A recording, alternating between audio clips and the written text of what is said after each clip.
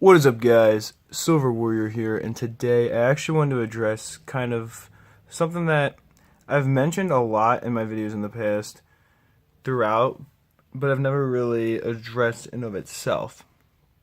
And that is the whole idea of buying to sell versus buying to store or buying to save. Whatever you want to say, that just whatever sounds better to you. Um, Basically, what I mean by that is the idea of like what you're buying that you want to keep in your own silver stack, what you want to build your silver stack with, as opposed to what you're buying in hopes of making a return on. Now, I have two very different examples here. One of what I would buy to save. I mean, I might sell these, but like buy to build a stack with, and then what I would buy though with the sole purpose of selling. Something that I would never keep, okay?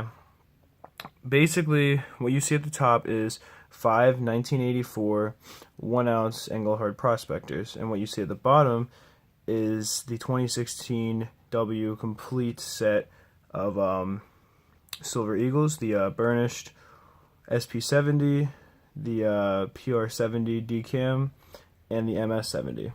All, first day West Point strikes. These are the one of 2016s. Whatever. And this is the 30th anniversary of Lettered Edge, okay?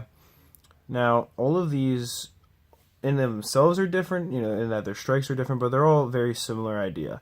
They're low mintage coins produced by the mint each year that are certified to be flawless, whatever, but at the end of the day, I agree with what most of my viewers say, that these coins are a scam. I definitely agree with that premise, that they are not a good investment. If you are trying to build a silver stack, you should never add these to your stack. They are extraordinarily expensive per ounce, and they have no real value beyond what the slab says they do. Whereas these are a little bit higher premium because they don't make these rounds anymore. These rounds were only made for 1 year, and they are a little bit lower mintage.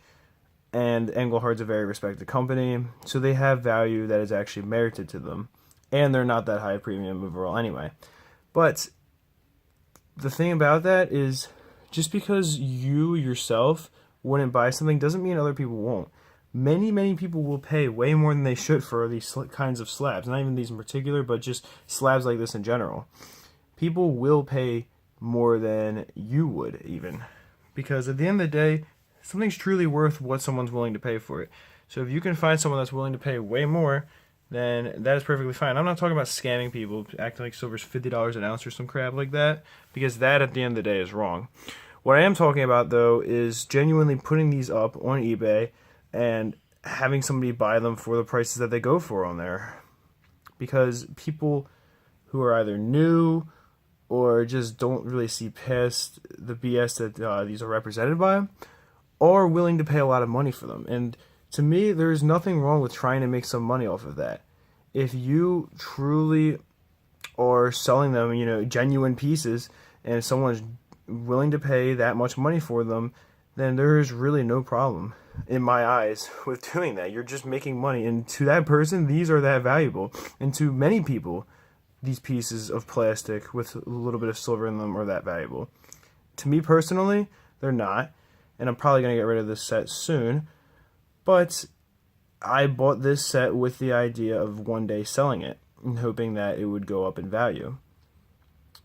I did not buy it ever with the thought that I want to keep this in my stack forever. This is going to be an amazing addition. I'm getting such a good price. None of that. That was never the thought. The thought was always to one day sell it and to build a complete set that would be worth something. Whereas with these, you can build a stack of them. I mean, they're a little bit higher premium, but their value, like I said, is much more warranted. Their value has more merits to it. But people just don't understand that when I talk about buying certain slabs like this, I'm talking about trying to make some money. Because at the end of the day, your investment should make you money in some regard. Because otherwise it's not an investment anymore. Otherwise it's just a store of wealth. And I understand that's what silver is very good at being, is a counter to inflation. But if you're putting auxiliary income into anything, it should at the very least give you something back. You should be able to make some kind of money back from it. So maybe even make it to the point where the rest of your silver stack was free for you. That is a very good way to go about silver stacking. At first, I'm not saying get into that kind of stuff. Build a solid stack, but when you have a decent amount of extra income or whatever it really is, you should venture into other things if you have knowledge of them and try to make some money from them. Because at the end of the day, it doesn't have to be worth something to you to be worth something, okay? These pieces of plastic are worth nothing to me. Obviously, like I've said a million times in this video, I don't value these for being... I mean, graded bullion itself just seems ridiculous to me, but especially modern graded bullion, it seems like a joke. But people are willing to pay money for it, and there's nothing wrong with trying to make some money from your stack. With that being said, I do hope you enjoyed the video. I already know there's going to be some people leaving some interesting comments, so feel free to ask me whatever you want. Feel free to, say your piece in the comment sections below, but do understand I do not buy these with the thought that they are a good investment. With that being said, peace, love, much respect.